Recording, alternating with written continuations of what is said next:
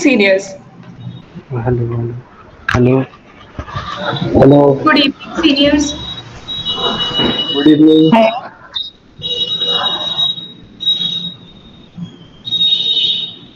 Seniors, may we start the session? Yes, you can.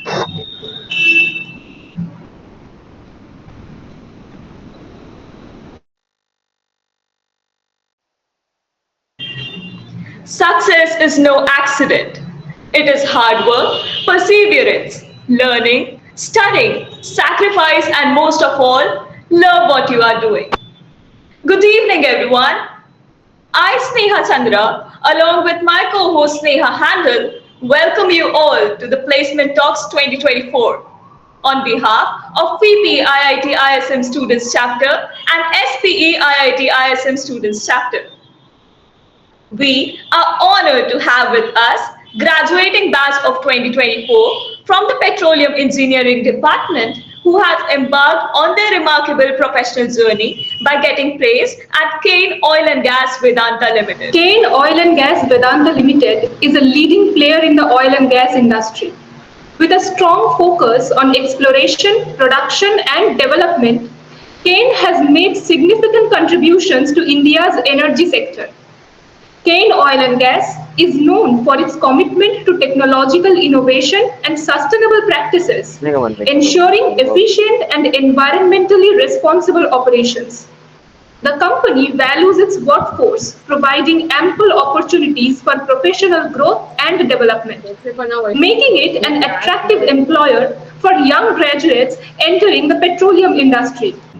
We are honored to have with us today Ayush Kumar sir, Chaitanya Kaushik sir, Divyansh Verma sir, Ishika Singh ma'am, Navjeet Murmur sir, Priyanshu Raj sir, Sandeep Sinha sir, and Bhavesh Puri sir. First of all, congratulations seniors on securing placements with such a prestigious company. We are so delighted to have you all here today with us.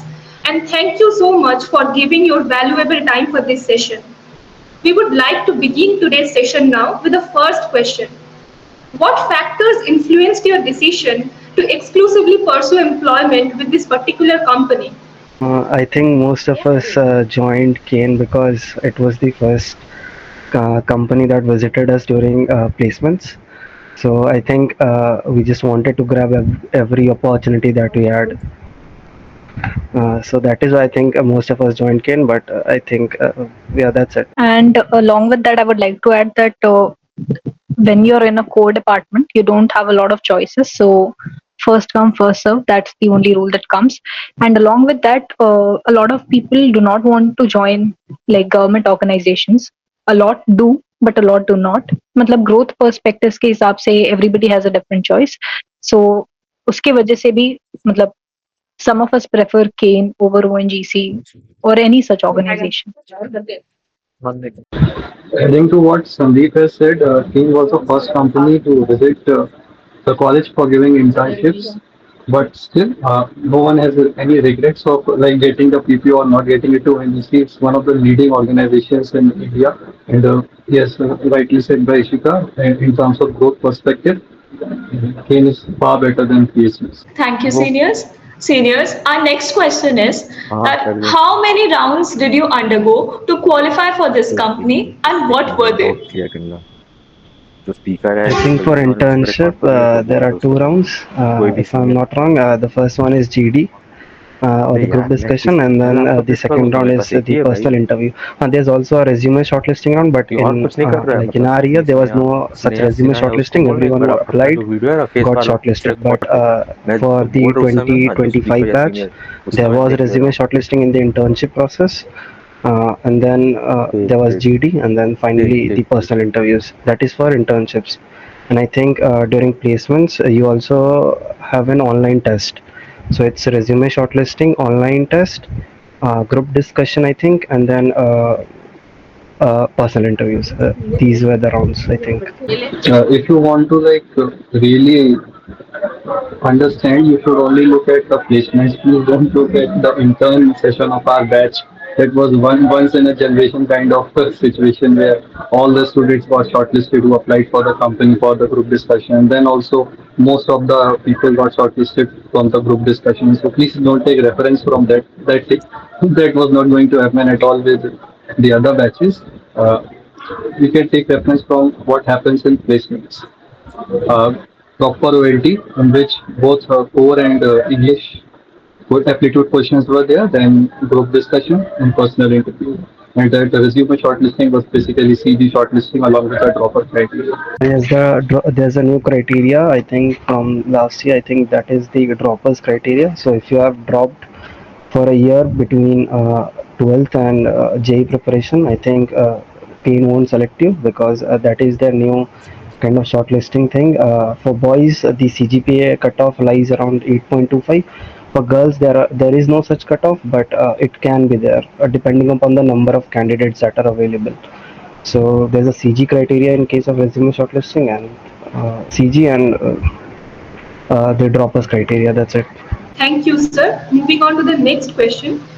How can we prepare a strong CV? Should we highlight our area of interest in our CV? And how can we strengthen our desired profile to make a significant impact on our CV? And along with it, if someone is not sure about their area of interest, how should they proceed? देखो बहुत simple चीजें होती हैं when you are preparing a CV. मतलब सबसे पहली चीज ये देखो कि तुम्हें रिक्रूटर को क्या बताना है कि तुम्हें क्या आता है। We all know there are three distinct areas, reservoir, drilling and production. तुम उन तीनों में से किसी एक एरिया में ज्यादा स्ट्रांग होगे कंपैरेटिवली कि 1, 2 एंड 3 प्रायोरिटीज के अकॉर्डिंग। तुम हर चीज को अपनी प्रायोरिटीज के अकॉर्डिंग सेट कर दोगे। तुम ट्रेनिंग में जाते हो, तुम उस ट्रेनिंग का भी वही हिस्सा उन्हें बताओगे which you want them to ask you. ठीक है, तो हर कुछ बहुत प्रिसाइसली, बहुत ब्रीफली लिखना होता है और एकदम डेप्थ की चीजें नहीं लिखनी होती हैं। एकदम बेसिक्स लिखो जिसको तुम आंसर कर पाओ। तो anything that can get you in trouble उसको अवॉइड करना चाहिए कि तुमने बस किया था, याद भी नहीं है, किया था ये कोर्स तो लिख दिया। तो that should not be the case. Things you're confident on should be on your CV, and well-rounded CV होनी चाहिए। There are times that you write that I worked for like such and such NGO, or if you say कि तुम्हारे पास ये position है in some student chapter or you are in some club in your like college, तो वो सारी चीजें बहुत important होती है because that sets you apart from the rest of the people. तो जो भी तुमने एक्स्ट्रा करिकुलर में करा है उसको तो लिखना ही लिखना है, एंड टेक्निकल उतना ही लिखना है जितना तुम्हें आता है। This is what I believe. जो तुम लिख रहे हो ना सीवी में तुम लोग, वो एटलीस्ट अपने सीनियर से वेरीफाई जरूर करवा लेना। अल्टीमेटली वो तुम्हारे सीनियर ही बताएंगे कि तुम्हारा सीवी आगे राउंड के लिए शॉर्टलिस्ट होगा या नहीं। बहुत सारे इश्यूज होते हैं, हम लोग जब अपने जूनियर बैच का देख रहे थे उसमें भी कुछ इश्यूज था। तो तुम लोग का भी सेम इश्यूज होगा, प्लेसमेंट के लिए हो चाहे इंटर्न के लिए हो, वो थोड़ा इश्यूज रहता है। और सीवी में कुछ ऐसा मत लिखना जो तुमको लगे कि अगर मेरे से ये पूछ दिया तो मैं नहीं बता पाऊंगा। ऐसा करके कॉन्फिडेंट जिस पे पूरा हो वो लिखो। और कोई प्रोजेक्ट हो तो बहुत बढ़िया। प्रोजेक्ट को लेके एक और चीज़ है कि कुछ लोग सेम तरह का प्रोजेक्ट चिपका देते हैं, मतलब मल्टीपल पीपल का जो रेज्यूमे है सब में ऑलमोस्ट सेम ही प्रोजेक्ट होता है, तो वो फिर एक अच्छा इंप्रेशन नहीं जाता है, तो वो अवॉइड करना तुम लोग। वो तरीके से दिव्यांश बोलो। बोलते बोलते बोलते कहते हैं बस गाइस बात एक और ये थी कि ब्रैग नहीं करना, मतलब सीवी को अननेसेसरी इलॉन्गेट करने के लिए कि कुछ भी कहीं से भी डाल रहे हो, क्योंकि अल्टीमेटली जो तुम्हारा इंटरव्यू लेता है उसको पता चल जाता है कि इसको जेन्युइनली कितना आता है, कितनी बातें फेंक रहा है। तो जस्ट उसको अपने सीवी से प्लेस करने के लिए अननेसेसरी एक्स्ट्रा बातें नहीं डालना। प्रेस को जितना जो पता है बस उतना ही प्रिसाइज इंफॉर्मेशन डालो। Hello, am I audible? Yes, sir, you're audible. हाँ, मैं प्रियांशु के पॉइंट पे और एक ऐड करना चाहता हूँ। जैसे उसने सही बोला कि इंटर्नशिप सबके सेम रहते हैं, जो एक्सपीरियंस हम लोग जो मेंशन करते हैं। जैसे हम लोग मोस्टली समर ट्रेनिंग ओएनजीसी में करते हैं, तुम लोग भी जाओगे तो सबको ओएनजीसी ही लिख देते हैं। तो इंटरव्यूअर क्या होता है कि लगातार ओएनजीसी ओएनजीसी ओएनजीसी देख देख के उनका मतलब वो उब जाता है। तो रैदर देन वो करके एक पर्टिकुलर टॉपिक को प्रायोरिटाइज करो, समझे? वो पर्टिकुलर टॉपिक को प्रायोरिटाइज करो। मतलब अगर वो सर्विस बेस्ड कंपनी है तो अगर तुमने जो ट्रेनिंग में अगर सर्विस बेस्ड जैसे वर्क ओवर जैसे कुछ ऑपरेशन देखा है, कुछ किया है, तो वो वाला को पहले हाईलाइट करो, तो थोड़ा सा अलग बनाएगा तुमको। और लोगों जितने इंक्लूड किए हैं ओएनजीसी उससे तुमको थोड़ा अलग बनाएगा। सिमिलर चीज़ मैं बोलूँगा एरिया ऑफ इंटरेस्ट में भी। जिस तरह का कंपनी है उस हिसाब से अपना एरिया ऑफ इंटरेस्ट मतलब इंक्लाइंड उसमें लिखना सीवी में। अगर मान लो केन में अप्लाई कर रहे हो तो वो प्रोडक्शन वाले रिलेटेड में या प्रोडक्शन डीलिंग उस सब में ज़्यादा इंक्लाइंड रहता है, तो उस रिलेटेड एरिया ऑफ इंटरेस्ट बनाओ। तो वो डिपेंड करता है कंपनी टू कंपनी और उस हिसाब से CV Adding to what Navjeet had said, अगर तो दो तरीके से रिज्यूमे बन सकता है, एक वो चीज़ दिखानी जो तुमको आती है और दूसरी वो जो कंपनी देखना चाहती है।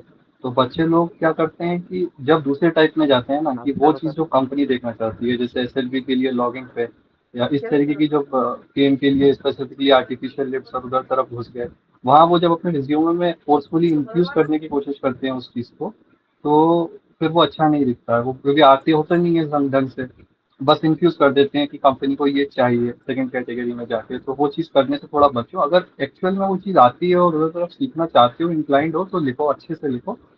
नहीं तो फिर इन्फ्यूज मत करो कोई चीज़ रेज्यूमे में, जस्ट कंपनी को शो करने के लिए कि हाँ ठीक है आप ये काम करते हैं तो हमको ये आता है। एग्जैक्टली मतलब वो तो नोन है कि तुम लोग को जो आता है वो करना ही पड़ेगा, मतलब वही डालना पड़ेगा। ऐसे नहीं कि शो ऑफ करने के लिए डाल दिया। एग्री विद दिव्यांग। एक चीज और कि टेम्पलेट के बाहर मत एडिट कर देना सीवी। कुछ लोग मतलब जो प्रोवाइड करता है तुम्हारा कॉलेज उसके टेम्पलेट के बाहर भी करते हैं एडिट। कुछ लोग मतलब सेक्शन चेंज कर देते हैं, जहाँ एक्सपीरियंस लिखना है उसकी जगह कुछ और लिख देते हैं just to balance out the column. वैसे मत करना। सीवी अगर खाली भी है तो कोई दिक्कत नहीं है। फॉन्ट साइज का ऐसा मत करना कि बढ़ने के लिए फॉन्ट साइज बढ़ा दिया। वो सब थोड़ा इंप्रेशन खराब देता है। अल्टीमेटली वो लोग करेंगे भी क्या? मल्टीपल सीवीज को देखेंगे, ऑड वन आउट तो दिख ही जाएगा अगर तुम लोग उल्टा सीधा कुछ करोगे तो उसका ध्यान रखना। Thank you, seniors. First of all, I would request everyone, those who are comfortable switching on their cameras, may switch it on. Seniors, our next question is, as told that group discussions are a crucial part of selection process. Could you share some advice on how we can prepare for the GD round? What to remember, what to avoid, and which typical topics do they ask? For Kane, I think the topics usually repeat. Topics you can ask your seniors. I think in our case it was electric vehicles in India. I mean general topics. For other companies it's a bit different. But for Kane, I think you can simply ask what the topics are, and I think there's a chance that one or two might get repeated. So it's basically electric vehicles in India, and then I think online education. I don't remember the others, but I think many people will add on to that. So हाँ, और topic specific नहीं भी करो one तो was इसका work from answer, home.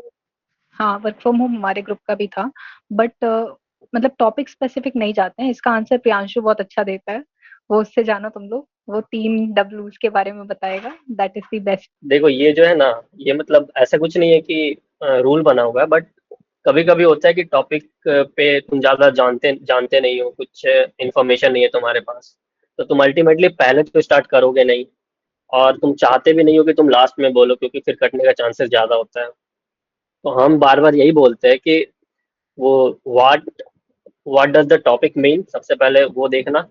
वो तुमको खुद ही समझ में आ जाएगा। या तो मतलब टॉपिक का मीनिंग क्या है, जैसे सपोज इलेक्ट्रिक व्हीकल है, तो इलेक्ट्रिक व्हीकल क्या है, इलेक्ट्रिक व्हीकल क्यों चाहिए, ये सब क्वेश्चंस खुद ही मन में फॉर्म करो, खुद ही आंसर करो।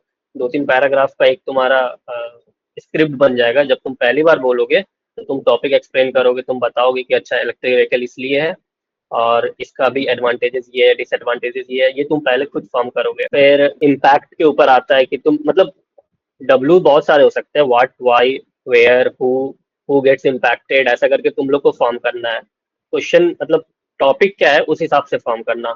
सपोज इलेक्ट्रिक व्हीकल ही है सपोज, तो हु में यहाँ पे आ जाएगा impact, who does get impacted, ऐसा करके तो किस पे इम्पैक्ट पड़ रहा है, एडवांटेज क्या है, डिसएडवांटेज क्या है, इंडियन पॉइंट ऑफ व्यू से बताओ, फिर दूसरे पॉइंट ऑफ व्यू से बताओ। और इन सब चीज़ों में तुम हो सकता है कुछ मतलब तुमको लगे कि मेरे पास इनफ डेटा नहीं है, तो कोशिश करो दूसरे लोग जो बोल रहे हैं उनके पॉइंट्स को कैच करने का। तुमको हिंट मिल जाएगा कि अच्छा वो ये बोल रहा है तो इसके रिगार्डिंग मेरे को एक चीज़ पता है जो इसको नहीं पता है, तो हम ऐड करके वो बढ़ा देंगे। तो ऐसे करके जो एथिक्स है वो तो तुमको बाकी लोग बता ही देंगे। इशिका बता दो एथिक्स वगैरह। देखो मतलब जब भी हम जीडी करते हैं ना, सबसे स्पेसिफिक चीज क्या होती है कि या तो क्या होता है कभी कभी कि तुम इनबॉर्न मतलब वैसे तुम्हारे में क्वालिटी है कि तुम अच्छा बोलते हो, and there are times when you are not confident about how you speak, ठीक है। तो अगर तुम बहुत कॉन्फिडेंट हो और अगर तुमको टॉपिक के बारे में बहुत अच्छा आता है, तो सबसे पहला चांस है कि तुम इंट्रोड्यूस करो, ठीक है। इंट्रोड्यूस करने का क्या मतलब होता है कि टॉपिक सबको समझा दो, everybody in the GD has to understand the topic कि है क्या। Every cloud has a silver lining, ठीक है। If this is the topic you have to explain it to the others, ठीक है। ये तुमने इंट्रोडक्शन कर दिया, तो यहाँ तुम्हारी लीडरशिप टेस्ट हो जाती है, but not everybody is confident with that. तो तुम लोग क्या करोगे, मुझे नहीं पता, space is the limit, I don't know what that means. तो what I will do is I will wait for others to speak on it, ठीक है। बट कभी भी जीडी में ये मत करना कि जिस जो किसी ने बोला वो मैंने कॉपी कर दिया, डोंट डू दैट। मतलब उसको आगे बढ़ाओ टॉपिक को। अगर कोई कहता है कि मतलब स्पेस इज द लिमिट, तो किसी ने बोला कि मेरे लिए ये लिमिट थी, तो तुम अपना एग्जांपल ले आओ कि मैंने अपनी लिमिट को, या this was the time I thought that I crossed my limits, I got beyond my own boundaries. तो एग्जांपल जैसे ही अलग हो गया, स्टोरी डिफरेंट हो गई। सेम चीज कॉपी पेस्ट नहीं करनी होती है, लैंग्वेज घुमा के भी नहीं करनी होती है। तुम खुद सोचते हो ना, कान में जाती है तुम्हारे खुद की बात, तो समझ आता है कि ये उसका बोला हुआ बात ही बोल रहा है। ये कभी भी नहीं करना है, अग्रेसिव नहीं होना है, लेकिन बोलना है। कभी भी चुपचाप मत बैठ जाना, और लड़ाई हो जाती है, ठीक है। जब बात तुम्हारी जॉब की होती है, जब तुम्हें पता है कि तुम्हारा career is on the line, तो कोई चुप नहीं बैठता है, ठीक है। तो ये डर में नहीं रहना है, बोलना तो है, but make sense while you speak. तो ये I think is the most basic thing. And उसको डेवलप करने के लिए, जो तुम्हारा डर है या तुम्हें हिचक है बोलने की, उसके लिए तुम क्या कर सकते हो कि क्लास में बात करना चालू करो लोगों से। मतलब चुपचाप बैठ के कुछ नहीं होगा। तुम अल्टीमेटली ये एकेडमिक इंस्टीट्यूशन है, तुम यहाँ पे एक जॉब के लिए आए हो, अपने फ्यूचर के लिए आए हो। Talk to people, talk to professors, don't be hesitant about speaking. हमारे टाइम पे सबको जीडी में क्वालिफाई कर दिया गया था, ये होता नहीं है, it is not absolutely the case. तो बहुत ब्रूटल होती है जीडी, बहुत अच्छे अच्छे लोगों का सीजी बहुत अच्छी है, टेक्निकल बहुत अच्छा है, बट तुम उससे पहले ही छट जाओगे, तो टेक्निकल धरा का धरा रह जाएगा, until and unless you know how to present that you have a technical knowledge. तो प्रेजेंटेशन स्किल्स, बेचना सीखो, जो दिखता है वो बिकता है, दैट इज इट। मतलब ये मेरा मंत्र है, ये रख लो अपने पास, मुझे मेरे मेंटर ने दिया था, जो दिखता है वो बिकता है, आई थिंक। हाँ, इसमें मैं भी एक यही बात बोलना चाहता हूँ कि जब भी जीडी दे रहे हो, शांत मत रहना। बेसिकली जीडी का पर्पस ये होता है कि तुम्हारे किसी टॉपिक से रिलेटेड क्या व्यूज है वो जानना है लोगों को। तो शांत मत रहना, ट्राई करना जो भी तुम्हारे व्यूज है, या कोई अगर कुछ बोल रहा है तुमको लगता है कि तुम इसको काउंटर कर सकते हो तो वो बोलो। लेकिन अगर कुछ मन में आ रहा है, शांत मत रहना, try to speak something, don't be silent. इसका मैं एग्जांपल देती हूँ। हमारी जीडी थी ना एलियंस पे थी, ठीक है। तो हर कोई ना मतलब सोफिस्टिकेटेड साउंड करने के लिए कि एलियन इन्वेजन होगा तो हम मर जाएंगे, या वो क्यों आ रहे हैं, हम इस पे चले गए। But there was this one guy who said a very random thing, कि जादू वाली मूवी का रेफरेंस देके उसने जादू के बारे में बताया, and now he stood out from the rest of us. Everybody else was just talking about the reasons why an alien invasion would happen, and he just gave an example. उसको बस याद आया, उसने जादू बोल दिया, तो वो याद होगा उस एचआर को, वो जो बैठी होगी ना, उसको याद रहेगा कि ये बंदे ने मतलब कुछ तो अनोखा लाया। Everybody else is trying to be very scientific, हम बहुत समझदार हैं, नहीं दिखाना होता समझदार side, you have to just show कि तुम बहुत स्पॉन्टेनियस हो। तो लेकिन हाँ, कभी ऐसा भी मत करना, इस एग्जाम्पल को ऐसा मत ले लेना कि कुछ भी सर पैर के बिना की बात कर रहे हैं, बट अंडरस्टैंड, मतलब ये तो समझ आना चाहिए कि क्या लाइन है। और एक और बात जो इशिका ने बोली ना, कि जो तुम्हारे पास टेक्निकल नॉलेज है या जो भी नॉलेज है उसको डिलीवर करना आना बहुत जरूरी है। क्योंकि जब हम इंटर्न कर भी रहते, जो हमारी मतलब हमारे साथ बहुत सारे, मतलब मेरे साथ 6-7 इंटर्न थे, तो बेसिकली जो हमारे मेंटर्स थे वो वही चेक करते थे कि शायद तुम्हारे पास नॉलेज कम हो, लेकिन उसको डिलीवर कर पाना वो ज्यादा इंपॉर्टेंट होता है। चाहे तुम कितना भी नॉलेज भर लो, और अगर तुम्हारी मतलब एक ग्रुप मीटिंग हो रही है और उसमें तुमसे कोई पूछ रहा है और तुमको बोलना ही ना आ रहा हो, तो ट्राई करो, अगर जितना नॉलेज गेन कर रहे हो, लाइक उसने बोला कि प्रोफेसर से बात करो, बैचमेट से बात करो, तुम्हें अपना नॉलेज डिलीवर कर पाना बहुत जरूरी है। अपने सीनियर से बात करो, अपना नॉलेज मतलब how you speak it matters. क्योंकि आगे जाके तुमको मतलब प्रेजेंटेशंस देने होंगे या अपने सीनियर से बात करनी होगी, तो वो तुमको आना चाहिए। ऐसा नहीं कंपनी में आके मतलब तुम फर्स्ट टाइम इंटरेक्ट कर रहे हो किसी से। केन के जीडी में ना एक और बात ध्यान रखना कि जनरली वैसा टॉपिक नहीं देंगे कि तुमको टॉपिक ही नहीं समझ आ रहा है। जनरली गेम इतनी सबसे पहले आती है उधर वाले केस में ना, डर और झिझक, ये दो ही चीजों की वजह से तुम मार खाते हो। तो प्रैक्टिस करना बहुत जरूरी है। Topic will be easy in game, तुमको समझ में भी आएगा, बट अगर तुमने प्रैक्टिस नहीं करी है सबके साथ, अपने ग्रुप के साथ, तो तुम उस दिन डिलीवर नहीं कर पाओगे, चाहे टॉपिक तुम्हारे ही बारे में क्यों ना हो।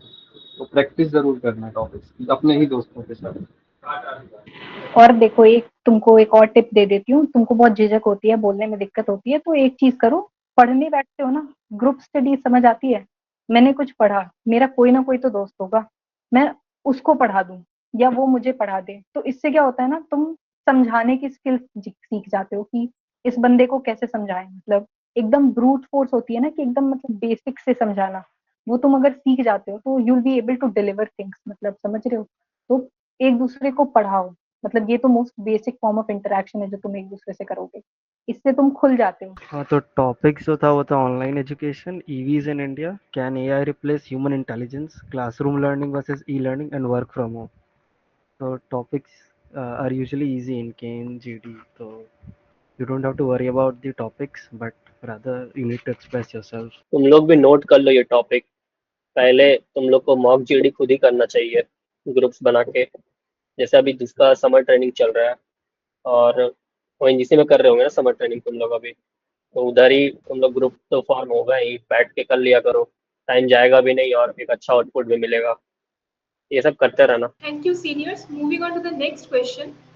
Interviews often make us nervous. How can we manage that nervousness and present ourselves effectively in front of the interviewers? I mean, if you're confident about your preparation, I think you won't be very nervous. Obviously, there will be some sort of nervousness because your career is on the line, but I think you should focus more towards what you know and what you don't know. So, if you do not know any answer, just clearly say that you do not know. You don't need to make up any answer, right? And regarding nervousness, obviously, you'll have some nervousness. I mean, there's no way you can like remove that.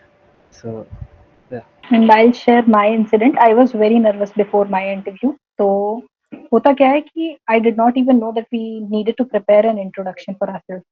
So and I was the first one in my panel to give an interview. So when I went there and they asked me to introduce myself, तो ये मेरे लिए एकदम out of the box question था। I did not know how to present myself, I did not know मैं क्या बोलूँ उनको ऐसा। तो मैंने आईएसएम का इंट्रोडक्शन दिया उनको, and I came out and I like got to know कि एक इंट्रोडक्शन का फॉर्मेट है हम जो पर्टिकुलरली फॉलो कर रहे हैं। तो वहां पे क्या होता है कि स्ट्रेस वहीं से चालू हो जाता है। पहला क्वेश्चन ही अगर तुम नहीं प्रिपेयर्ड हो तो तुम्हारी बॉडी बहुत अंडर स्ट्रेस होती है। But you have to remember the fact कि I have to take this job. मतलब अगर तुमको ये लगता है कि ये तुम्हारे करियर के लिए बहुत इंपॉर्टेंट है, तो उस नर्व्स को भूल के you have to at that instant remember कि मुझे आता है। मतलब you have to have confidence in your self कि मुझे आता है, let's drive this interview towards what I know. ठीक है, ये सबसे बड़ी चीज होती है। तो इंट्रोडक्शन में एकदम हाईलाइट करके ऐसे पॉइंट्स बताने हैं अपने बारे में कि मुझे ये आता है। इंटरव्यूअर के दिमाग में वो चीज डालनी है कि ये मुझे आता है। ठीक है, फिर इंटरव्यू अगर उस डायरेक्शन में जाता है तो वेल एंड गुड, अगर नहीं जाता है तो एज संदीप सेड, कभी भी ब्लफ मत करना भाई। वो लोग को बहुत आता है, मतलब बहुत ज्यादा। वो तुम्हारी एक शब्द से पहचान जाएंगे कि तुमको कितना आता है। तो उनके साथ ब्लफ नहीं खेलना है, सच बता देना है सर नहीं आता है। वो खुद चेंज करेंगे। कभी कभार क्या होता है, किस्मत खराब होती है। हमारे साथ कुछ पैनल्स थे जिनका ड्रिलिंग का पैनल था और दे वर वेरी रिजिड। तुम मना कर रहे थे कि तुम्हें नहीं आता है drilling, and they were constantly asking drilling ही पूछेंगे हम। तो वो किस्मत खराब होती है, उसको तुम नहीं चेंज कर सकते हो। ठीक है, but try almost all the time to drive the interview in the direction that you would want the interview to proceed. तो I think that would help. तो आंसर्स जो नहीं भी आते हैं उनको डायनेमिकली हैंडल करने की आर्ट अलग रहती है। मतलब आंसर मेकअप मत करना, बट उन क्वेश्चंस को हैंडल करना सीख लो कि जब तुमको कोई चीज़ नहीं आती है उनको हैंडल करना कैसे है। वो आएंगे ही, पहले से ही तुम प्रिपेयर करके रखो कि ठीक है मेरे को ये क्वेश्चन नहीं आएगा तो इसको इस तरीके से हैंडल करना है। वो चीज़ बहुत ज़रूरी है। मतलब प्रिपेयर फॉर द वर्स्ट। वहाँ पे ना सही में कभी कभी हाथ पैर फूलने लगते हैं आदमी के, फिर वो उल्टा सीधा कुछ भी बोल देता है कि हाँ ब्लैक ऑयल पतला होता है, गैस जो है भारी होती है, कुछ भी बोल देगा आदमी। अगर उसी तुम प्रिपेयर नहीं करके रखोगे कि तुमको जो क्वेश्चन नहीं आता है उसको कैसे रिप्लाई करना है, आंसर मेक नहीं करने हैं, बट वो डायनामिक प्रेशर को हैंडल करना आना चाहिए। Thank you, seniors. Regarding preparation, are the class materials provided by the professors sufficient? If not, which books and resources should we follow for each subject to excel our preparation? Which specific topics should we focus on? And should we learn the complicated derivations and correlations from the book, or we can skip those portions? Skip for placements. Derivations won't come in placement. And सबसे simple answer guys इसका यही है। Placement तो मैं बताता हूँ क्योंकि वही वही क्योंकि ये तो सारे पीपीओ वाले लोग हैं, प्लेसमेंट में तो मैं बैठा था। तो यार पीपीआर से पीपीओ के बीच में मैंने तो नोट्स से ज्यादा तो बुक्स पढ़े हैं। नोट्स अगर से हेल्पफुल थे, लेकिन उसके अलावा बुक मैंने हैरी पॉटर पढ़ी प्रोडक्शन के लिए, दोनों पार्ट। तो ड्रिलिंग चैतन्य तेरी आवाज क्लियर नहीं है, तो तुम थोड़ा सा माइक के पास आके बोलो। हेलो हेलो, आ रही है आवाज? हाँ अब ठीक है। Hello hello hello hello. हाँ आवाज ठीक है, बोल। हाँ, तो ड्रिलिंग के लिए मैंने पाठक सर की स्लाइड्स पढ़ी थी। उतना मटेरियल सफिशिएंट होता है, और रिजर्वायर के लिए पैराडाइनमिक बेस्ट है, और प्रोडक्शन के लिए मैंने हैरी पॉटर पढ़ी थी, दोनों पार्ट एकदम पप्पू नेट में क्या कर रहा है? और सबसे बेसिक चीज है किसी भी इंटरव्यू के लिए, अपना साइंटिफिक टेम्परामेंट नहीं छोड़ना है। तुमने जेई किया है, ठीक है, तुम्हें दिखता था ना फ्रिक्शन इधर लगता है, तुम्हारा एमजी किधर लग रहा है, you can see things right. तो तुम्हारा जो बेसिक्स होना चाहिए वो इतना ही क्लियर होना चाहिए कि तुम्हें समझ आ रहा है कि तुम विजुअलाइज कर पा रहे हो चीजों को, ठीक है। अगर तुम्हारे बेसिक्स ठीक है ना, तो you can tackle a lot of things. मतलब पढ़ोगे तो तुम काफी सारी जगहों से, लेकिन बेसिक्स एकदम कभी भी नहीं भूलना, ठीक है। मैंने पढ़ा बहुत सारी जगहों से है, लेकिन मुझे यही नहीं समझ आ रहा कि अगर वो ड्रॉ डाउन बोल रहा है तो मैं अज्यूम नहीं कर पा रहा हूँ चीजों को। तो बहुत बेसिक है हमारा पेट्रोलियम, ठीक है। मतलब जब उसकी वर्किंग हम देखते हैं तो अगर तुम उसकी वर्किंग पूरे टाइम तक याद रख पा रहे हो, तो आई डोंट थिंक कि बहुत ज्यादा प्रॉब्लम होती है क्वेश्चंस को आंसर करने में। Try to find the resources which you feel comfortable with. मतलब ऐसा कोई हार्ड एंड फास्ट रूल नहीं है। एग्जाम्पल है, मौर्य सर फॉर्मेशन वैल्यूएशन पढ़ाते हैं। बहुत सारे लोगों को उनके नोट से सब कुछ समझ आ जाता है, और बहुत सारे लोगों को नहीं आता। अब हम बोल देंगे कि हाँ ठीक है, उनके नोट सबसे अच्छे हैं, मेरे को सब समझ आ गया था उससे लॉगिंग, but there will be some guys जिनको नहीं समझ आएगा वो चीज़। तो अपने रिसोर्सेज खुद ढूंढो, इज बेटर देन कि पूछ लो। मतलब ठीक है, पूछो, तुमने ये ढूंढ के लाए हो सीनियर, क्या इसमें से ये पढ़ लें, वो एक बात हो गई। लेकिन बस वही पढ़ना है जो उसने, क्योंकि उसने बोला है या मेरे बैच का वो वाला लड़का उससे पढ़ता है, उसके ज्यादा नंबर आ जाते हैं, ये काम मत करना। वो रिसोर्स उसके लिए अच्छा हो सकता है, मे बी तुम्हारी अंडरस्टैंडिंग किसी और तरीके से बताने में अच्छी है। तो अलग अलग चीजें पढ़ो और try to find your own resources जिसमें तुम खुद कंफर्टेबल हो। क्योंकि मटेरियल बहुत है। मतलब स्टार्टिंग में हमको लगता था पेट्रोलियम का मटेरियल कम है, बट बहुत बुक्स हैं, बहुत वीडियोस हैं, मतलब पूरा नहीं हो सकता। बहुत बहुत मटेरियल है, तो उसकी दिक्कत नहीं है। तुम ढूंढो तुमको कौन सा सबसे अच्छा तुमको समझ आ रहा है। एकदम सिंपल, यही क्रिस्टल क्लियर फंडा है। तब तक पढ़ना है जब तक समझ नहीं आ जाता, ठीक है। इससे नहीं समझ आया, resource change, move on to the other thing. मतलब जब तक तुमको वो दिखने ना लगे ना, विजुअलाइज नहीं कर पा रहे हो, तब तक पढ़ो। पढ़ लिया, क्लियर हो गया, कोई दिक्कत नहीं है, अब तुम दे सकते हो इंटरव्यू, ठीक है। जो भी रिसोर्सेस है ना उसका ट्रैक जरूर रखा करो। जैसे तुम कुछ चीजें हैं जो तुमको प्रॉफ के नोट से समझ में आ गया, ठीक है, बहुत अच्छा है, ऑलमोस्ट आ ही जाता है, रिजर्वायर और ड्रिलिंग तो खास करके, प्रोडक्शन भी इनफैक्ट। बट तुम उतना प्रिपरेशन के साथ नहीं जाओगे इंटरव्यू में, तुमको भी पता है। तुमको चाहिए कि अगर वो एक्स्ट्रा कुछ पूछ दे, उसी का एक्सटेंशन पूछ दे, तो हम उसका आंसर कर पाए। अब वो एक्सटेंशन पढ़ने के लिए हो सकता है तुमको बहुत सारा बुक देखना पड़े। बहुत सारा बुक मतलब कंप्लीट पूरा पेज नहीं पढ़ना है। कुछ पर्टिकुलर टॉपिक है जिसमें एक पर्टिकुलर कीवर्ड यूज था, वो कीवर्ड का एक्सप्लेनेशन सिर्फ उसी बुक में, थोड़ा सा ही है बट उसी बुक में। तो अगर तुम वो बुक नहीं ट्रैक नहीं रखोगे कि इस पर्टिकुलर बुक में ये पर्टिकुलर चीज एक्सप्लेन्ड है, क्या बोल रहा है? बाद में जाके अगर तुम भूल गए कभी, तो फिर तुमको ही दिक्कत होगा। तो रिसोर्स जितना कलेक्ट कर सकते हो करो। और अगर तुम्हारे पास समय है, समय रखना चाहिए, इनफैक्ट तुमको कहीं लिख लेना चाहिए ये चीज कि ये पर्टिकुलर चीज इस जगह पे लिखा है। क्योंकि ऑफकोर्स तुम थर्ड फोर्थ फिफ्थ सेम के बाद से लेके सेवन सेम तक हर चीज याद नहीं रखोगे। जो चीज याद नहीं है, बस तुम्हारे पास एक पॉइंटर होना चाहिए कि हाँ ये चीज हम वहां से जाके पढ़ सकते हैं। अब बार बार हमको एक ही चीज नहीं पूछना पड़ेगा किसी से डीएम में या किसी से पूछ के कि ये कहाँ से मिलेगा, ये कहाँ से मिलेगा। तो वो देखना। और हाँ, कुछ चीज होता है जो तुम्हारे बैच में कुछ लोगों के पास स्पेसिफिक एक्सेस होगा। सपोज कोई पर्टिकुलर टॉपिक है, तुम्हारा बैच स्ट्रगल कर रहा है, बट कोई एक होगा जिसके पास उसका एक मटेरियल है, even though he is not utilizing it. तो तुमको क्या करना है, एटलीस्ट सबसे पता करना है तुम्हारे पास इसके रिगार्डिंग कुछ रिसोर्सेस है क्या, है तो दो, एक बार मैं भी एक्सप्लोर करके देखता हूँ। तो तुमको खुद पता चल जाएगा कि दूसरा का रिसोर्स तुम्हारे ज्यादा काम आ रहा है, उसके पास रखा पड़ा था बट तुम उसको यूज कर ले रहे हो, ऐसा करके। देखो भाई, और ये तभी प्रियांशु राज करोगे सर जब, खोजने हैं अपने बैच के, ठीक है? ये हमारे बैच के रिसोर्स मास्टर हैं, तुमको अपने बैच में रिसोर्स मास्टर को लोकेट करना है। इनके जैसा इंसान खोज लेना है तुम्हें कि मुझे आज ये देखो, वो जितनी डिटेल में पढ़ता है उतने पढ़ना हर किसी के लिए पॉसिबल नहीं है, ठीक है? उसको दिन भर पढ़ना पसंद है और वो हर किसी से नहीं हो पाता है, ठीक है?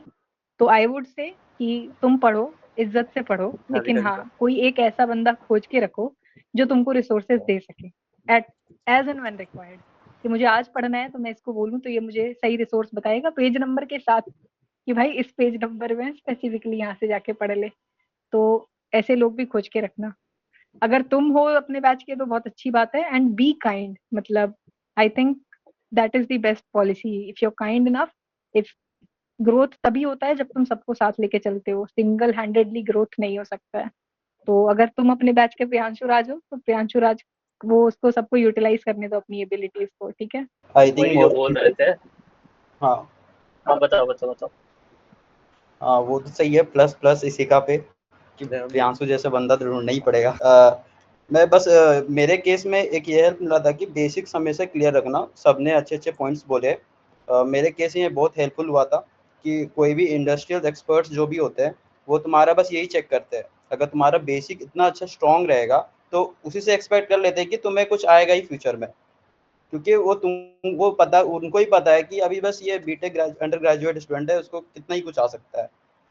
तो ऐसे नेग्लेक्ट नहीं करना है कि नहीं मुझे मतलब हार्ड एंड फास्ट कुछ बड़ा चीज़, न्यू चीज़ ट्राई करना है। मतलब कोई जैसे रिसर्च पेपर वगैरह लिख देते हैं, तो मतलब ऐसा कुछ नहीं है कि न्यू न्यू चीज़ें पे हम लोग को ज़्यादा फोकस करना है, एडवांस टेक्नोलॉजीज़ पे फोकस करना है।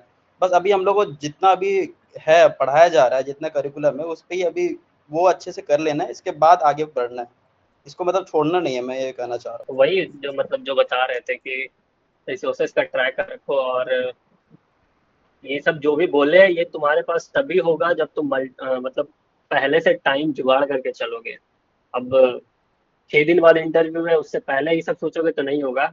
उस केस में मैं खुद स्ट्रिक्टली बोलूंगा कि जितना आता है उसी को रिवाइज करो, उससे ज्यादा नहीं करना है। एटलीस्ट तुमसे जो पूछा जाएगा उसका आंसर तुम इतना अच्छा दोगे कि जिसका आंसर नहीं दिए उसका गम ना हो तुमको।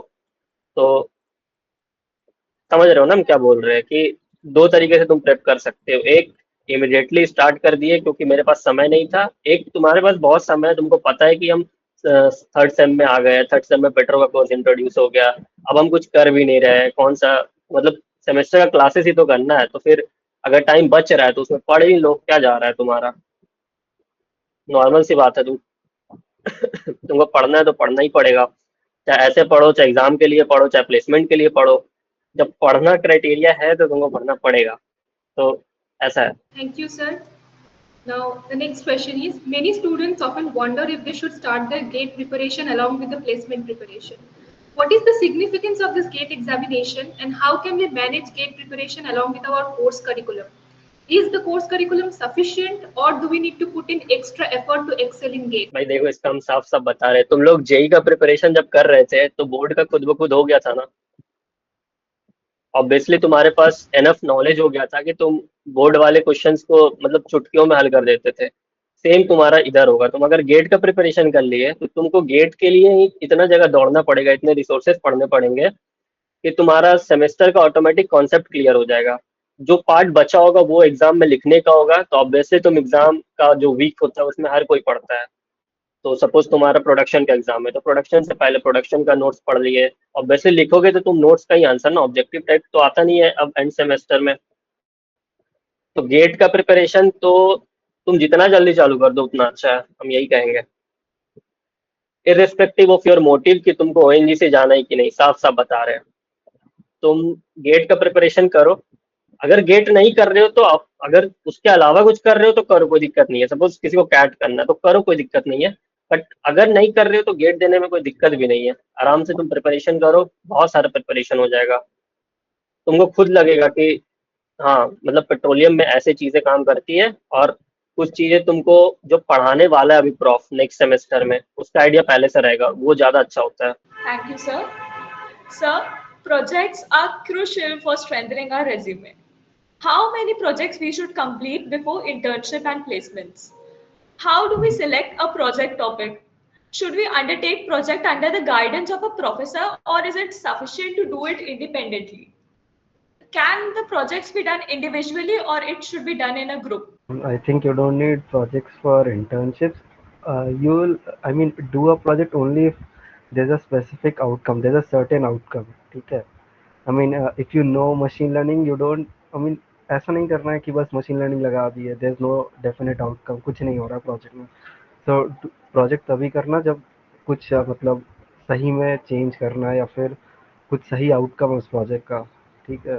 For internships you don't need projects. I mean, for slumberjay interviews you might, but I would say कि internships के लिए तो नहीं चाहिए. For placements you can take a project under the guidance of a professor, but ऐसा भी होता है कि people go for ONGC training as well as you will go to your internships, right? There also you will get projects, so you can write those projects in your CV. So you don't need multiple projects, you just need a good project. 3 semester से यही बोल रहे थे exam के लिए project नहीं चाहिए.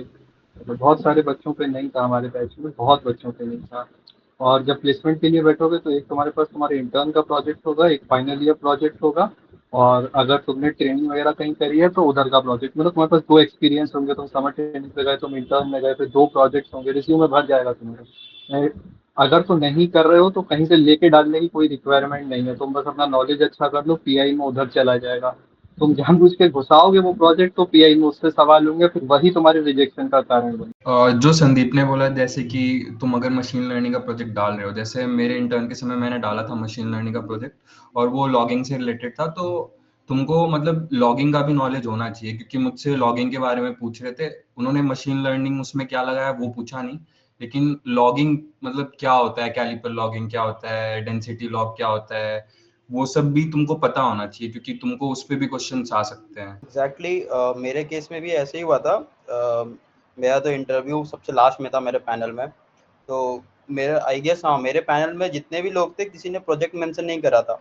तो मैंने एक प्रोजेक्ट किया था, बेसिकली एक सिंपल मिनी कैलकुलेटर बोल सकते हैं उसको.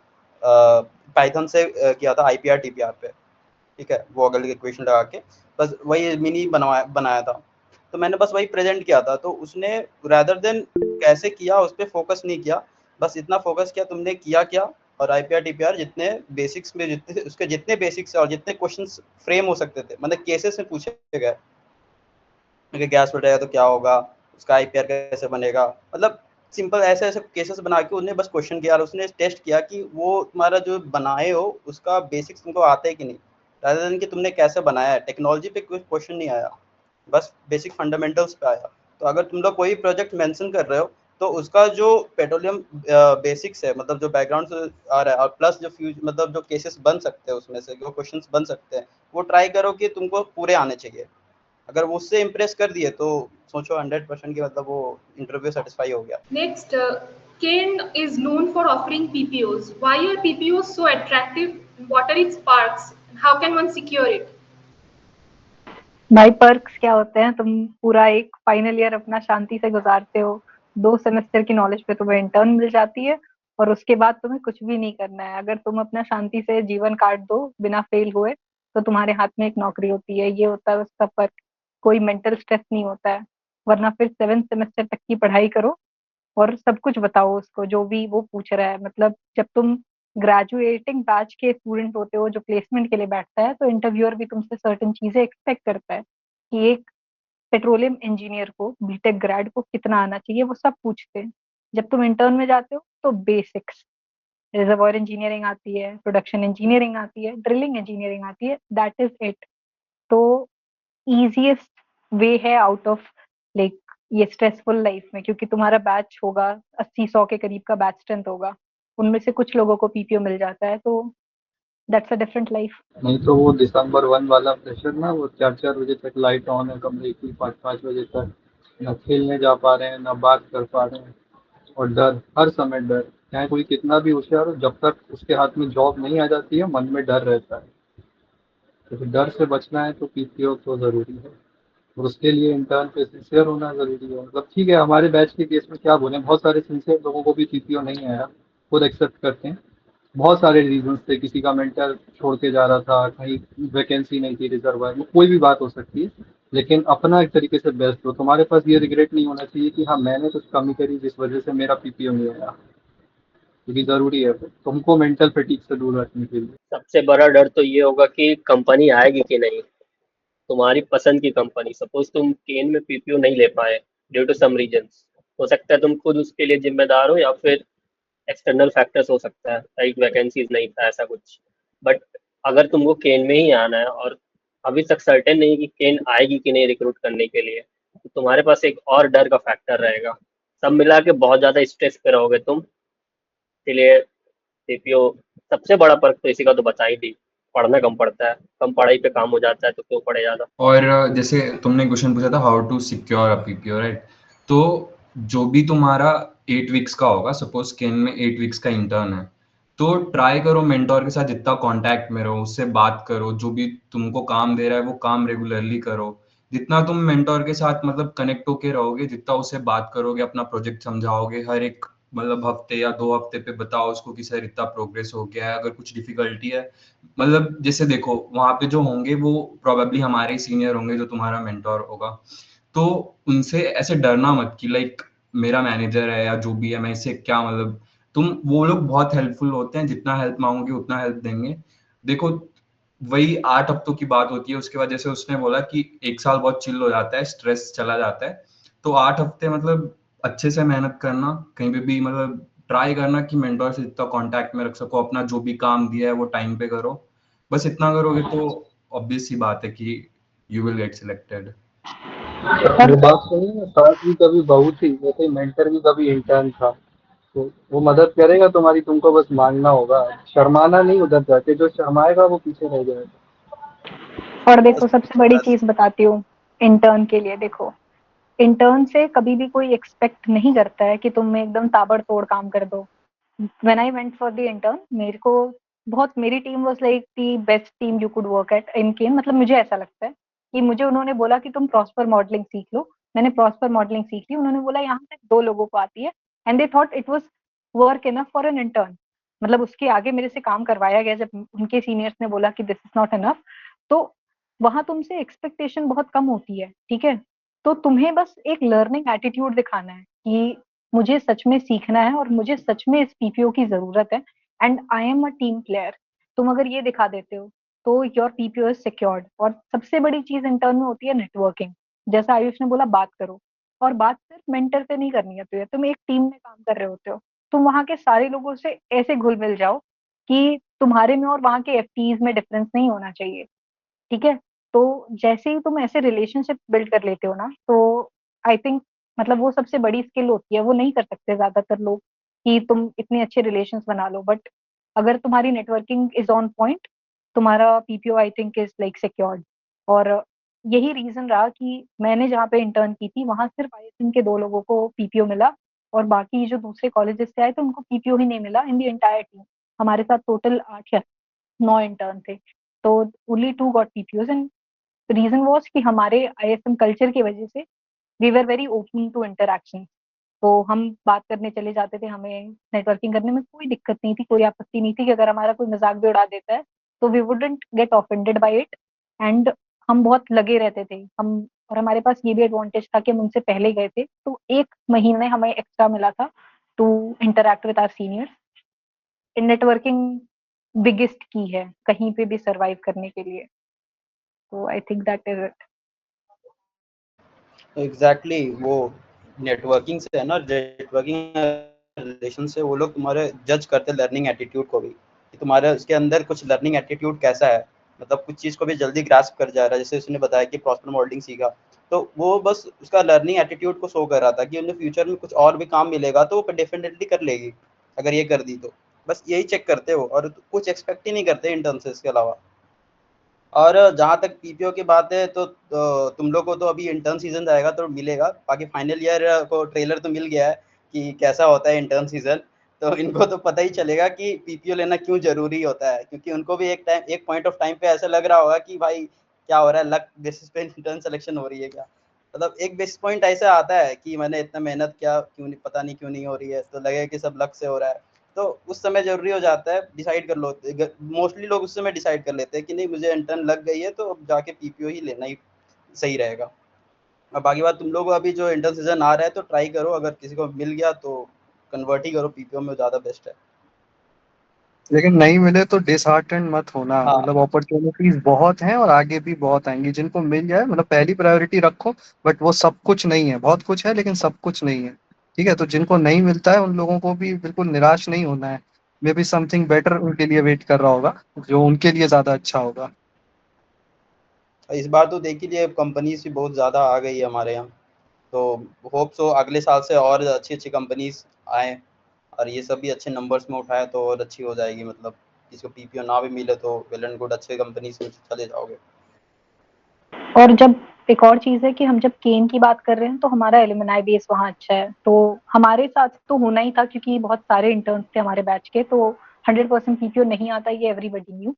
बट तुम्हारे बैचेस में कम लोगों को ही सिलेक्ट करेगी केन, और लाइक प्रोबेबिलिटी है कि 100% कन्वर्जन होगा पीपीओ का। That is because of alumni relations. But when you work in organisations like SLB, या तुम काम कर रहे हो एग्जॉन में, तो वहाँ इतना बड़ा एलुमनाई बेस नहीं होता है कि सिर्फ उसके बलबूते तुम्हारा सिलेक्शन हो जाएगा। वहाँ काम बोलता है, तो वहां तुम्हें 2 महीने बहुत घिस के काम करना है। मतलब तुम्हें अगर नहीं आता है तो learn it by any means. तुम 2 रात जागो, तुमने साल भर नहीं पढ़ाई करी है, वहां पढ़ाई करो 2 महीने, उनको दिखा दो कि हम काम कर सकते हैं। तो organisation to organisation attitude change होता चला जाएगा और इंटेंसिटी ऑफ काम चेंज होती चली जाएगी, ये भी याद रखना।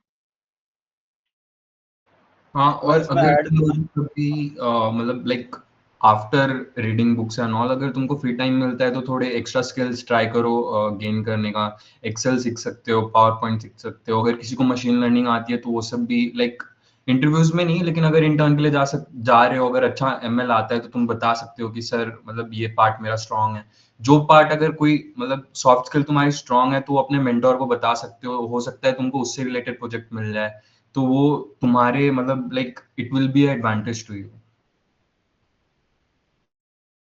या आयुष ने सही बोला, वो बहुत बड़ा एडवांटेज प्ले करता है। जैसे मुझे एक्सेल का काम मिल गया था, मतलब उन्होंने, मतलब मेंटर को बस काम करना था, लेकिन मैंने बस एक्सेल थोड़ा सा करके रखा था इंटर्न से पहले, तो उन्हें एक छोटा सा काम था तो मैं वो कर दिया था उनका। तो वो भी थोड़ा सा एक गुड पॉइंट्स होता है कि इसे कुछ आता है, पहले से सॉफ्ट स्किल्स आता है, तो वो पहले से जानते हैं कि मतलब मेहनती लड़का है, जस्ट लाइक, मतलब वो अलग सा, मतलब एक नैरेटिव सेट होता है।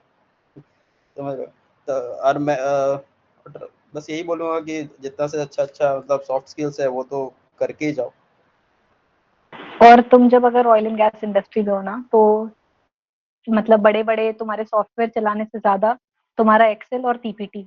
मेरे को मेरे मेंटर ने पहले दिन ही बोला था कि Excel and PPT are your bread and butter. मतलब तुमको अगर ये आता है तो तुम सरवाइव कर जाओगे, ये नहीं आता है तो you won't be able to survive. पहला क्वेश्चन मेरे मेंटर ने मेरे इंट्रोडक्शन के बाद मेरे से ये पूछा, रेट योरसेल्फ और your skills in Excel and PPT. तो ये सारे क्वेश्चन आ सकते हैं और वहां तुमको उसको डिफेंड करना होता है। बोल दिया 10 on 10, बट वो कुछ बेसिक सा दे रहे हो और तुम स्ट्रगल कर रहे हो, और बहुत नेगेटिव इम्पैक्ट होता है। तो ये तो 2 चीजें सीख के जाना, पीपीटी बहुत बढ़िया बनानी आनी चाहिए और एक्सेल एकदम एट अरे the tip of your hands होना चाहिए। Seniors, after the second year, we are typically sent for summer training at ONGC. How we can utilize this training opportunity effectively and make it fruitful? पहला field exposure है भाई, देखो जाके सब चीजें, rig कैसी होती है, बीओपी कैसा होता है, सब चीजों पे ड्राइंग बनाओ, सीटीएफ जीटीएस घूम के आओ। अभी तक तो सिर्फ पढ़ा था, जाके देखो वहां पे तो इतनी सारी चीजें हैं कि ये सब कर सकते हैं। और अपने पॉइंट्स उठाओ इन्हीं का। पहले इंटर्न के लिए जब समर ट्रेनिंग मेंशन करोगे तो इन्हीं के तो पॉइंट्स लिखोगे कि वहां पे ये देखा ये सीखा। बस जो भी तुमको इंटरेस्ट आ रहा है वो चीज करो वहां। बल्कि तुम लोगों को अगर सेक्टर डिवाइड हो गया है कि तुम्हारी ट्रेनिंग इस सेक्टर में है तो तुम कुछ नहीं कर सकते। अगर खुद चूज कर सकते हो तो बोलो वहां पे कि सर मेरे को ये देखना है वो देखना है, ये करा दो वो करा दो, फिर उन्हीं चीजों को अपने रिज्यूमे में मेंशन करना। तो बहुत जरूरी है समर ट्रेनिंग तो। गर्मी झेल लेना और बस, गुजरात की या जहाँ भी हो। और देखो, और सबसे बड़ी चीज बताती हूँ। देखो, तुम ट्रेनिंग में जाते हो ना, तो बहुत ऐसे रहते हो कि मुझे नहीं करनी है, मतलब इंटरेस्ट नहीं आ रहा है, भेज दिया गया है तो आ गए हैं, ये एटीट्यूड होता है। तो इस एटीट्यूड को 1 दिन के लिए या 2 दिनों के लिए घर पे छोड़ देना, ठीक है? कोई एक दिन पकड़ो कि आज जो भी सिखाएँगे वो मैं समझ लूँगी, या आज जो सिखाएँगे मतलब ये 2 दिन अच्छा लग रहा है तो ये सीख लेते हैं। मुझे जीजीएस सीटीएफ बड़े बढ़िया लगे थे, तो मैंने उस दिन ढंग से समझ लिया कि जीजीएस सीटीएफ में हो क्या रहा है, ठीक है? मैंने अपना इंटरव्यू उस पे चलाया था कि मुझे प्रोडक्शन फैसिलिटीज़ बहुत ढंग से समझ आती हैं, तो वो एकदम बेसिक से नहीं शुरू करते हैं कि तुम बता दो क्या होता है। वो मुझे बोले थे कि एकदम वेल के बॉटम से लेके कहाँ तक जा सकती हो वहाँ तक जाओ तुम। तो that is a different scenario, but कोई 1 दिन, कोई 2 दिन तुम्हारी ट्रेनिंग के ऐसे बढ़िया बनाओ कि तुमको उसका सब कुछ याद रहे। हर दिन उसी इंटेंसिटी के साथ कि सीखने जा रहे हैं, नहीं हो पाता है, बहुत गर्मी पड़ती है, बहुत टाइम ऐसा लगता है घर जाऊँ वापस, या वहाँ क्या होता है छुट्टियाँ थी हमारे तो ट्रेनिंग में, हर दूसरे दिन होती थी, तो किसी दिन मन ही नहीं होता था कि जाऊँ भी, रूम पे बैठी थी कितनी बढ़िया जा रही हूँ। लेकिन कोई एक चीज़ वहाँ से सीख के ही आना ढंग से, कोई एक सेगमेंट एकदम बढ़िया, और उसको एकदम ऐसे एकदम मतलब पता है मेरी ट्रेनिंग थी उसमें, पता नहीं क्या मेरी ट्रेनिंग थी ड्रिलिंग सेगमेंट में थी। मैंने ड्रिलिंग 1 नहीं लिखा था अपने सीवी में। मैंने लिखा कि मुझे प्रोडक्शन फैसिलिटी में ट्रेनिंग दी गई है, मुझे जीजीएस सीटीएफ आता है। बस, मेरे को एक्स्ट्रा लिखना ही नहीं था। मैं ऐसी चीज़ क्यों लिखूँ जिसमें मैं फँस जाऊँ? जो मुझे आती है मैंने वो लिख दिया। भले मैंने उसमें ट्रेनिंग नहीं करी थी। वो हमें बस 1 दिन वो तो एक्स्ट्रा करिकुलर में ले गए थे कि चलो तुम फ्री हो तो तुम्हें दिखा देते हैं। मेरी ट्रेनिंग थी नहीं उस सेगमेंट में। जहाँ इंटरेस्ट आए, जब मन करे कि आज सीखना है, सीख लेना।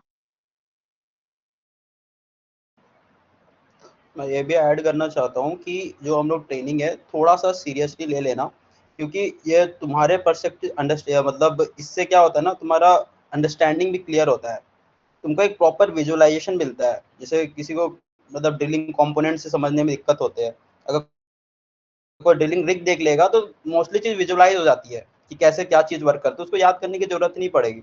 समझ रहे हो, मतलब तुम्हारा वो इमेज फ्रेम हो जाएगा, हाँ ये यहाँ यहाँ था, ऐसे ऐसे वर्किंग इसका है। तो ये बहुत जरूरी हो जाता है तुम्हारे कि मतलब विजुअलाइजेशन एक मिलता है। और फ्यूचर में अगर कहीं मतलब जैसे इंटर्न में ही चले गए, तो अगर उस पे जब वर्क करोगे तो तुम उस समय जो भी चीज़ इक्विपमेंट देखोगे तो नया नहीं लगेगा, तुम्हें लगेगा कि नहीं इसको तो मैंने देख चुका हूँ। तो तुम्हें मतलब एक चीज़ होती है ना, नई चीज़ में थोड़ा प्रोसेसिंग में टाइम लगती है, तो वो नहीं, वो चीज़ नहीं होगी वहाँ। बस तुम जाके वो कॉन्सेप्ट बस अप्लाई करोगे, हाँ ये चीज़ है, और तुम उसके बेसिस में कुछ पढ़े हो तो बस तुरंत इजीली अप्लाई हो जाता है। तो मुझे ये लगता है कि अंडरस्टैंडिंग के लिए बहुत ज़रूरी है, तुम्हारे मतलब कॉन्सेप्ट्स क्लियर होते हैं ये सब चीज़। Seniors, ट्रेनिंग many of हो us ना, have been allotted. मेरे को कंप्लीट कर लेने दो। बता रहे थे कि अगर तुम लोग जब ट्रेनिंग में गए हो तो बहुत सारा दिन तुम लोग का आइडल चला जाएगा। तुम लोग खुद देखोगे कि कुछ नहीं हो रहा है, बस बहुत बाकी दिन तुम चालू क्या रखते हो। चालाक हैं ये लोग, ट्रेनिंग 1 महीने की जगह 10-15 दिन में करा लेते हैं। हाँ, हाँ, तुम लोग खुद ही बोलोगे कि पैसा बचाने के लिए तुम लोग जल्दी जल्दी कंप्लीट कराओगे, 2 मंथ की जगह 1 मंथ का रेंट दोगे। तो इस केस में क्या करना, जब तुम्हारे पास एक्स्ट्रा टाइम है, तुमको कॉलेज आके इंटर्न का प्रेप करना ही है, तो जिस पर्टिकुलर सेक्शन में तुम्हारा ट्रेनिंग चल रहा है, ट्राई करो कि एटलीस्ट वो सेक्शन कंप्लीट करके वापस घर आओ, तुम्हारे लिए फायदा होगा। बस इतना ही बोलना था। और हाँ, कुछ-कुछ नाम याद कर लेना चीज़ों की, कि ट्रेनिंग में मैंने ये रिग देखी थी, ये वाले जीजीएस में गया था, ये वाले सीटीएफ में गया था, वहाँ के टैंकर की स्टोरेज कैपेसिटी इतनी थी, मतलब कुछ रैंडम डेटा। तो उससे क्या होता है ना, जब तुम ये एडिशनली बोलते हो, तुमको इंटरव्यूअर पूछेगा नहीं कि तुम कहाँ गए थे, तुमने ट्रेनिंग के बारे में वो पूछ रहा है ब्रीफली, तो तुम बता दो एकदम स्पेसिफिक डिटेल्स ऑफ इट कि I went to this particular asset, this particular field and वहाँ पे ये रिग थी, वो सब कुछ तुम्हें बताते हैं। तो ये ऐसी माइन्यूट डिटेल्स अगर तुम रखते हो ना, तो मतलब बहुत अच्छा इम्पैक्ट पड़ता है इंटरव्यूअर पे। सही बात है। वो टेक्निकल रेफरेंस में कुछ भी चीज़ को एक्सप्लेन करोगे ना, जैसे मान लो मैंने गया था वहाँ मैकेनिकल रिग देखा था, नहीं वहाँ गया था पर्टिकुलर जगह में गया तो इलेक्ट्रिकल रिग देखा था, तो ये बस ये चीज़ स्पेसिफाई कर दोगे ना तो वो समझ जाता है उसी में, नहीं वो ध्यान देता है, उसका ऑब्जर्वेशन बहुत अच्छा है। और प्रॉपर छोटा छोटा नोट्स तो बना के ही रखो, मतलब एक छोटा एक हैंड आउट जैसे होते हैं, कॉपी जैसे देखे होगे, डायरी होती है छोटी सी, वो तो लेके और यही सब चीज़ नोट्स करते जाना, क्योंकि बाद में अभी तुमको लग रही है ट्रेनिंग कर ली है, लेकिन जब रिज्यूमे में तुम मेंशन करोगे इसके बाद तुम्हें वो पॉइंट्स बोलने के लिए और याद करने के लिए कुछ नहीं रहेगा। तो अगर वो नोट्स बना के रखोगे तो बेटर रहेगा कि तुम्हें रिकॉल होने में भी ईजी होगा तुम्हें, कि क्या क्या देखा था मैंने, क्या किया था। जब ट्रेनिंग में जाओ ना, तो अगर सपोज किसी फील्ड में तुमको लेके गया है, तो एक चीज का ख्याल रखना, तुम वहां से ये जरूर देख के आओ कि क्या चल रहा है और कौन सा इक्विपमेंट वर्किंग है उस पर्टिकुलर कंडीशन में। क्योंकि अल्टीमेटली अगर तुम बता दिए इंटरव्यूअर को कि मैंने वो रिग देखा था, उस फील्ड पे गया था, वर्क ओवर चल रहा था, प्रोडक्शन चल रहा है, कुछ भी बोल दिए तो वो स्पेसिफिकली पूछेंगे अच्छा बीओपी देखे थे, तुम बोल दिए हाँ देखे थे, फिर पूछेंगे तुमसे कि अच्छा इसमें तो बीओपी होता ही नहीं है, तुम देख कैसे लिए। तो तुम थोड़ा वहां पे ट्रिक में फंस सकते हो, तो सोच समझ के अच्छे से सब कुछ देख के थोड़ा सा नोट ही करना होता है, बस नोट कर लेना सिर्फ एक फील्ड का, ताकि तुम कभी भी कोई कहानी सुनाओ तो जैसे इसी का बताया थी कि पर्टिकुलर रेफरेंस के साथ बताना, इस रीग पे इस तारीख को ये पर्टिकुलर ऑपरेशन चल रहा था, तो ऐसा करके रखोगे तो तुम्हारा फायदा होगा। Sir, many of us were allotted online training. Would you like to tell something to them? छलावा है छलावा। देखो वो तो किस्मत खराब होती है लोगों की, तो हो जाता है कुछ कुछ। तो तुम अपने टेक्निकल को डेवलप करो अपने ट्रेनिंग से ज्यादा, मतलब ट्रेनिंग में तो जो तुम्हें बता रहे हैं वो बता ही रहे हैं, तो पर अपने टेक्निकल पे खुद ही काम करो, क्योंकि तुम्हारे पे तो मोटिव भी नहीं है, मतलब तुम घर बैठे मीट ऑन कर रहे हो, देख रहे हो वही प्रोफेसर का लेक्चर लग रहा है, आज सुनने का मन हुआ सुना, नहीं सुनने का मन हुआ नहीं सुना। तो तुम्हें ज्यादा इंटेंसिटी से काम करना होगा, क्योंकि जो गए हैं वो किसी ना किसी दिन उनको कुछ ना कुछ तो समझ आ ही जाएगा। मतलब हम भी जाते हैं तो ऐसे रैंडमली, हमारे साथ काफी लोग ऐसे थे जो पेट्रोलियम में इंटरेस्टेड नहीं थे, जबरदस्ती गए थे कि भाई मैंडेटरी है ट्रेनिंग तो जाना है।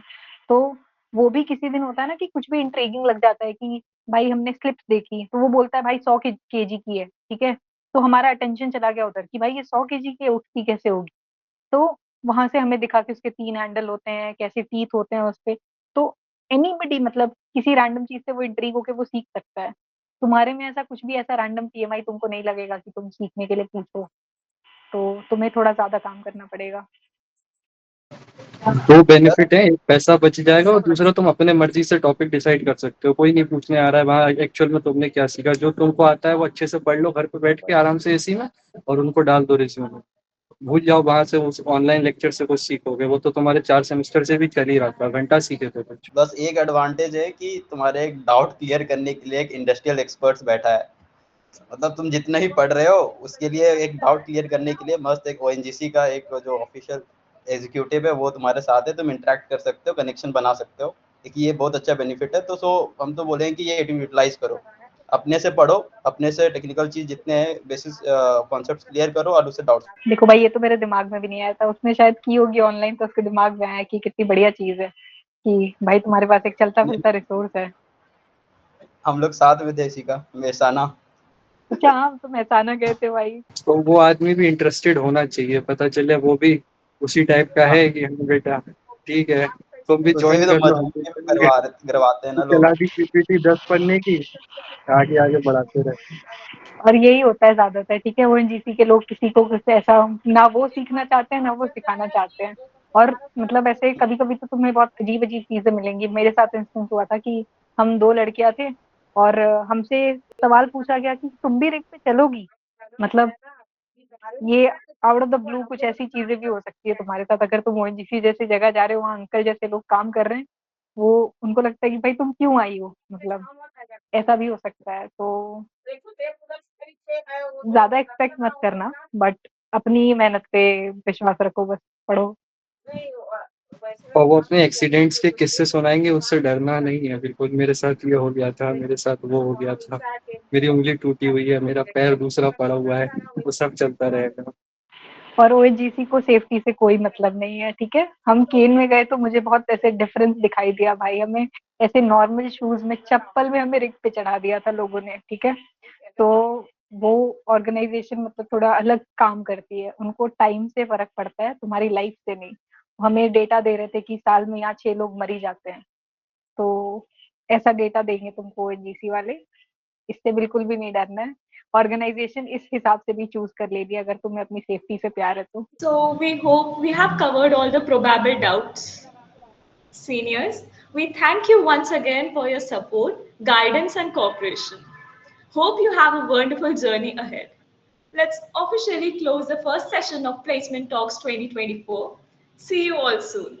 Have a good day, seniors. Thank you. Bye. Bye Thank guys. you, seniors. Bye Thank guys. you. Bye guys. Bye guys.